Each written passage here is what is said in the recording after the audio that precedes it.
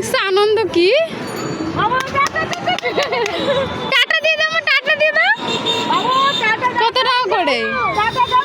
Tata tata. হাসি কি দেখছো?